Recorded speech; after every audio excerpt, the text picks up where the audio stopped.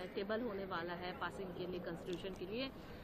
लेकिन सबसे महत्वपूर्ण सवाल ये है कि विपक्ष अभी तक इसमें सहमत नहीं हो पाया है, लगातार विरोध है और ये कह रहे हैं कि ये जो है संविधान पर, कॉन्स्टिट्यूशन पर अटैक है। आप अब विपक्ष की सहमति, मैं समझता हूँ कोई भी जो सकारात्मक चीज होगा या राष्ट्रहित का जिसमें बात होगा, जिसमें सबके लिए न्याय की बात होगी, जिसमें संविधान के रक्षण का भाव होगा, वो विपक्ष को अमान्य होगा।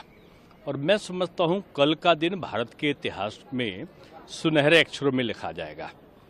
और इसलिए मैं कह रहा हूँ कि जो विपक्ष का षड्यंत्र शब्द का मैं प्रयोग कर रहा हूँ कि लोगों को बहकाओ, लोगों को उकसाओ, तो ये जनता के सामने आने वाला है कि ये जो वक्फ संशोधन बिल है ये मुस्लिम के हित का बिल है और खासतौर से गरीबों के हित का बिल है।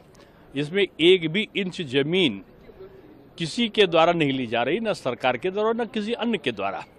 उसका सदुपयोग हो सके गरीब मुस्लिम के लिए, स्कूल बन सके, मकान बन सके, जमीन का सदुपयोग हो सके और कानून के दायरे में ये वक्फ बोर्ड रहे।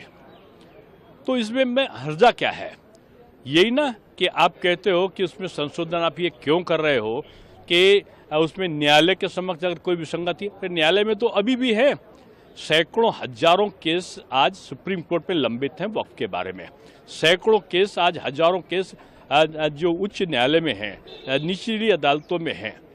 इसमें केवल यही चीज़ है ना कि अगर ट्रिब्यूनल में किसी चीज़ की सुनवाई नहीं होती है तो न्यायालय में जाके व्यक्ति अपनी सुनवाई कर दे। मैं समझता हूँ इससे अच्छा संशोधन का प्रस्ताव दूसरा कोई नहीं हो सकता, जिसमें बाबा साहब भीमराव अंबेडकर जी का जो मूल वाक्य था कि सबको न्याय मिल सके, संविधान में जिसकी संरचना किया है उन्होंने, वो भाव यहाँ पर स्पष्ट है और उसी के रक्षण के लिए ये बिल है।